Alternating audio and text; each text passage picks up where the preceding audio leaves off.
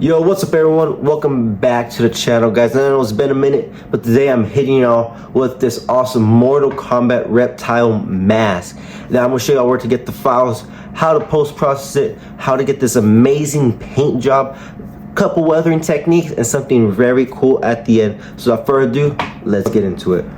So where to get the files, guys? Where to get the files? You can get them on Etsy, Deal3D, Yo Studios, even Maker World. But I got my files from this user right here on Coats 3D. Now I do not have the product with me because it was for a friend, but I do have all these pictures and videos. Now this user, I printed a lot of stuff from him, from weapons and masks that I will be showing more on the channel in the near future. But until then, let's get into the post-processing right now. Okay, so now for orientation, guys.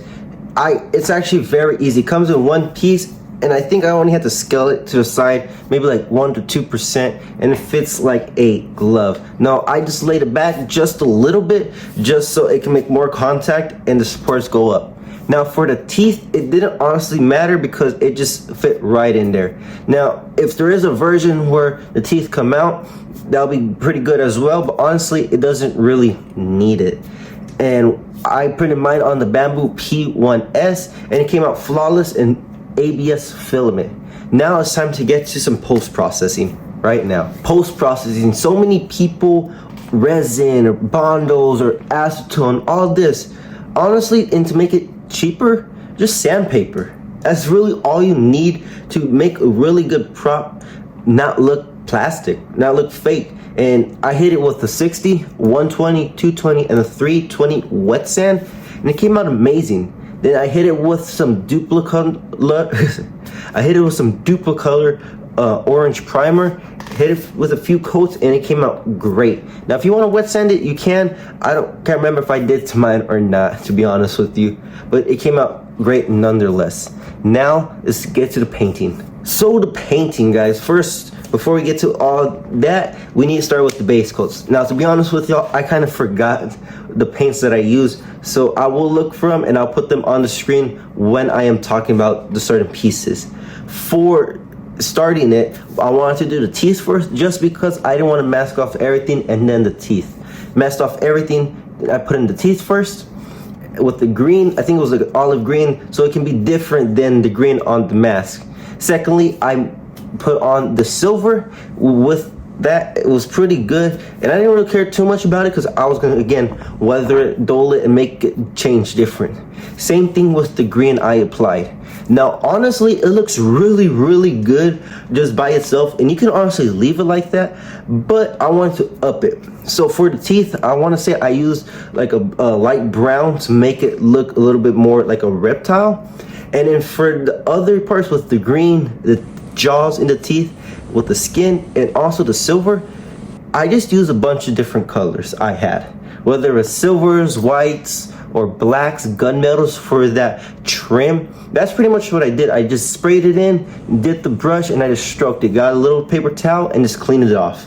That's really what I just did. Same with the green, same with the skin. Same thing. Got a couple greens, put some tans in there, put it in there, wipe it, boom. Put it in there, wipe it, boom.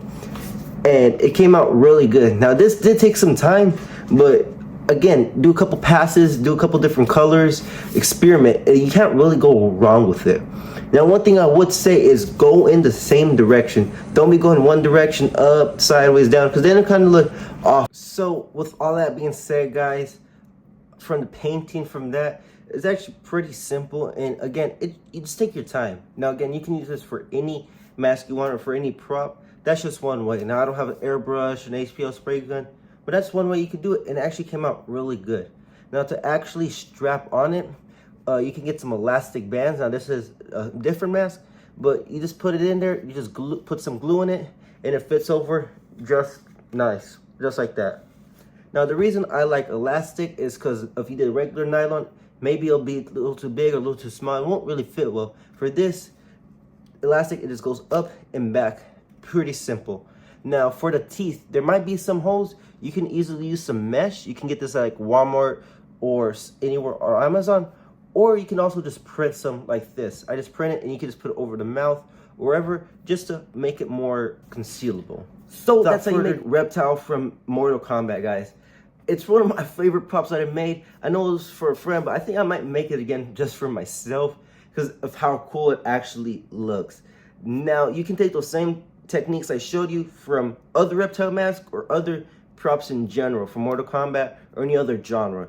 Now, the next couple weeks, I will be posting more content. Wednesdays will probably be a little bit more Mortal Kombat from my Scorpion, Noob Saibok, and even Sub-Zero. So if you want to see other ninjas, just let me know down in the comments. And on Saturday, I'm going to be posting a bigger video about one of these props here on screen. So let me know which ones you all want to see. But in the meantime, click one of these two awesome videos to see what other props I've made. Without further ado, let's get it.